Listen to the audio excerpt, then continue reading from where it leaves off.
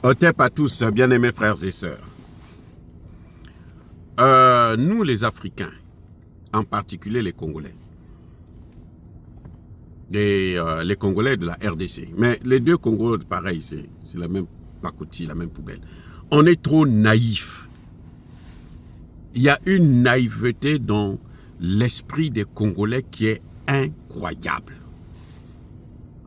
Jusqu'aujourd'hui, les Congolais pensent toujours que la communauté internationale peut régler le problème du Congo. C'est incroyable. Que ce soit les ministres, le président et autres. Nous savons, on a eu la confirmation je pense que c'est le porte-parole de l'armée, ou je sais pas. En tout cas, le Conseil de sécurité de la RDC a confirmé la mort du gouverneur du Nord Kivu, qui serait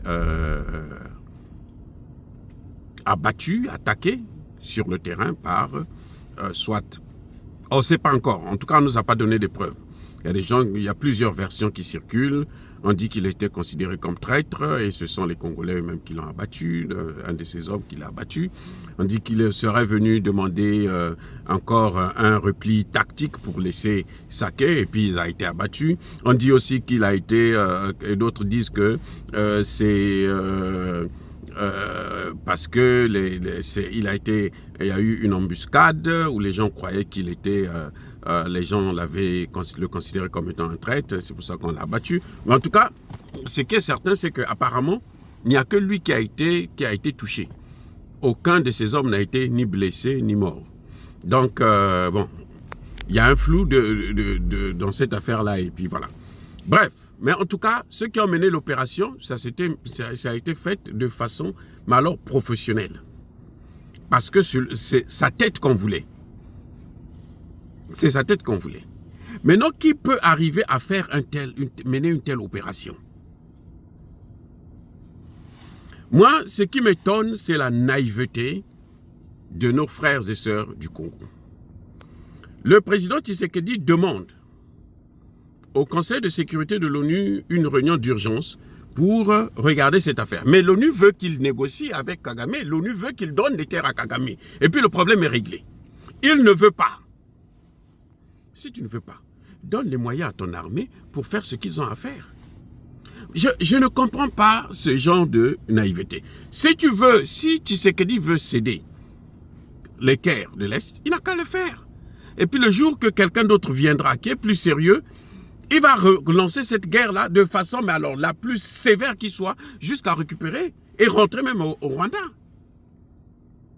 Mais s'il ne veut pas céder, mais il n'a qu'à donner à son armée les moyens nécessaires. L'armée congolaise, bien-aimés frères et sœurs, l'armée congolaise peut arrêter cette guerre même en 1 semaine, en 2 semaines. Ils n'ont pas besoin d'1 mois, de 10 mois et tout.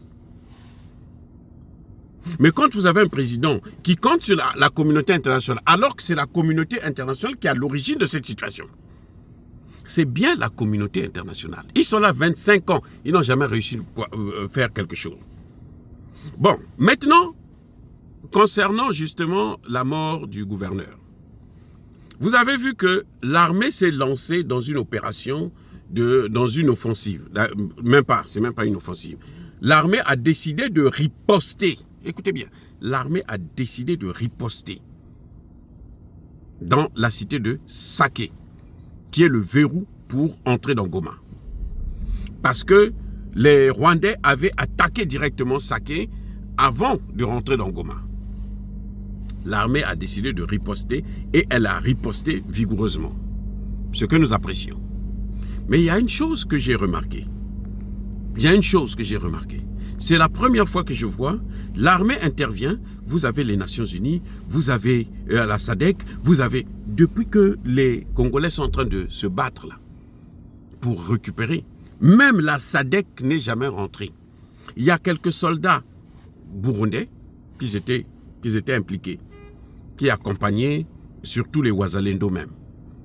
Ça, nous le connaissons, nous le voyons. Mais la SADC en tant que telle, l'Afrique du Sud et les autres, ils n'ont jamais intervenu. L'Afrique du Sud compte Il y a eu la cérémonie des 30 années de génocide au Rwanda.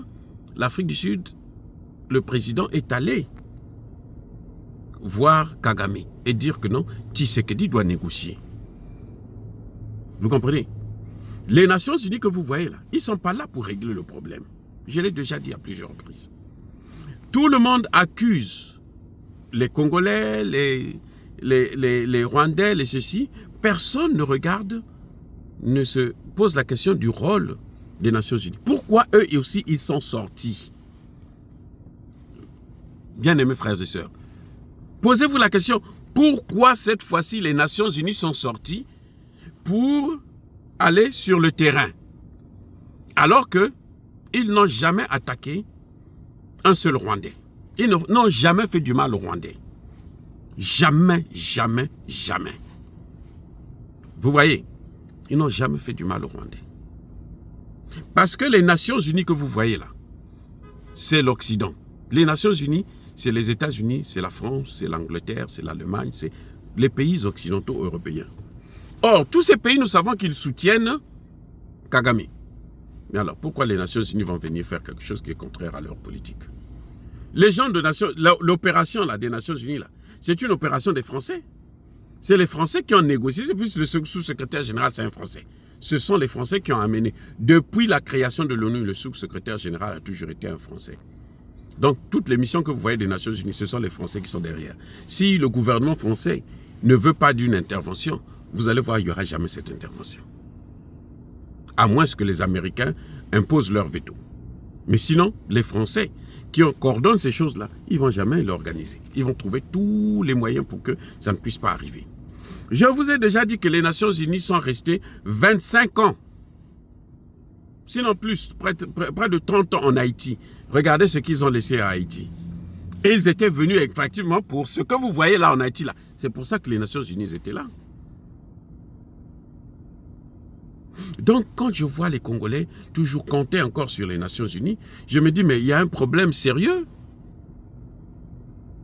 Personne ne se pose la question de savoir, mais attendez, mais si c'était les Nations Unies qui ont tué ce type-là, le gouverneur, vous croyez qu'ils vont mettre une pancarte, ah, nous l'avons eu?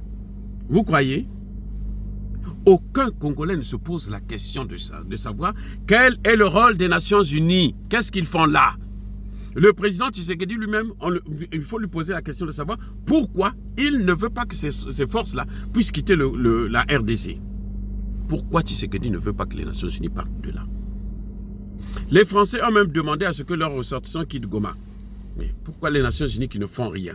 Pourquoi ils ne partent pas? Mais s'ils sont là, c'est pour quelque chose. Pourquoi les ONG? Les Américains, Trump a dit qu'il ne va plus financer. J'espère que ces ONG vont plier bagage pour repartir. Ce sont les ONG qui ont chassé le prédécesseur de Chirimwani, le gouverneur là. Ce sont les ONG occidentales qui ont dit non, non, non, on ne veut pas le voir. Il faut qu'il parte. Ils ont tout fait pour que Tshisekedi puisse le rappeler à Kinshasa. Maintenant, Chirimwani, cette fois-ci, lui, ce qu'ils ont fait carrément, on l'a neutralisé. On l'a neutralisé. Posez-vous la question de savoir qui arrive toujours, qui est en contact avec les Congolais qui sont sur le terrain et les Rwandais qui sont sur le terrain. Qui est en contact avec eux? Vous croyez que c'est Kagame? Kagame ne peut pas faire tout ça. Kagame, un, il n'a pas d'argent. Deux, il n'a pas les moyens, les informations et autres. Donc, qui peut faire ça? Qui d'autre peut faire ça? Qui a les moyens pour corrompre tout ce monde-là?